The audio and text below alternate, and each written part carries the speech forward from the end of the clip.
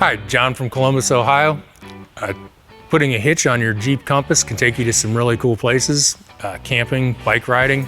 You can even tow a U-Haul trailer just about anywhere in North America. Let's get started on this moderately difficult install. You will need the tools seen here to complete this installation. To start, we need to prep the underbody of the vehicle. We're going to start by removing these 4 push pin fasteners, and I'm going to be using a flathead screwdriver.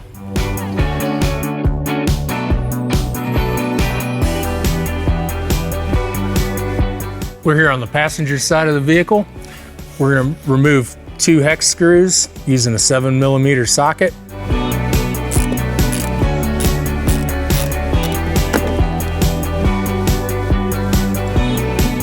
And we'll repeat that on the driver's side. Next, we're going to need to lower the exhaust, but before we do that, we're going to support it using this strap. We've routed it up around the cross member, and we're going to leave a little bit of slack in it so it comes down but not too far, and just gives us a little bit more room to work with. Next, we're going to lower the exhaust. We're going to remove 2 rubber exhaust hangers. The first one is over here on the passenger side, and it's right here behind the tailpipe. First, we're going to lubricate it with some soapy water.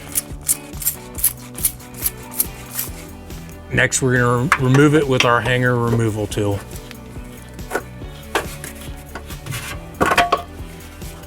And we have one more exhaust hanger to remove on the driver's side. We're going to use our soapy water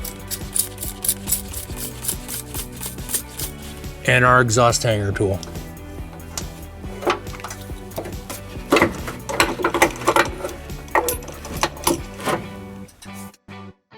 We're still over here on the driver's side. There's a carbon canister that needs to be removed. We're going to remove that by removing 2 10mm nuts. We're going to use our 10mm socket with a 5-inch extension.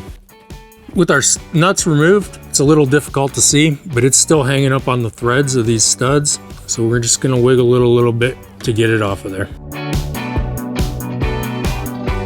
We have 2 attachment points that are identical on both the passenger and the driver's side of the frame. The hitch attaches to the inside of the frame. It attaches with these bolts that go in from the outside of the frame and through a flat washer like this. We're going to put these in halfway from the outside so that we can put our hitch up on the inside of the frame. So as I mentioned before, the hitch attaches to the inside of the frame. So once the hitch is in place, we're only going to put our forwardmost bolt through this hole on both sides at this time.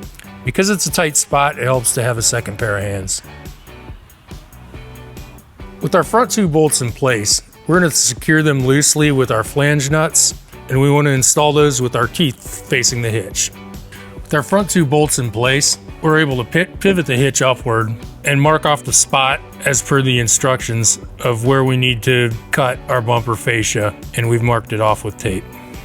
We're gonna make our cut, and we're gonna use an air saw.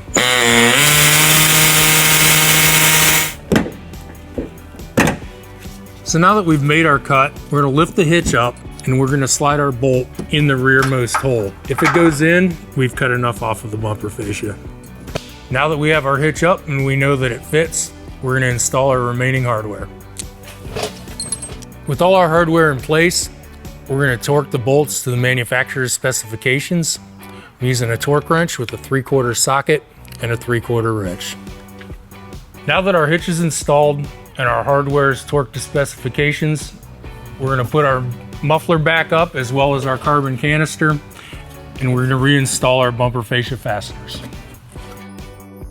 So now that our hitch is installed and we have the vehicle on level ground, let's go over some important measurements. This is a 2-inch receiver. From the pinhole to the edge of the bumper is 6.5 inches, and from the ground to the top of the inside of the receiver is 13 inches. These measurements will help determine the correct rise, drop, and length of your hitch accessories. Once again, my name's John. Thanks for watching our video.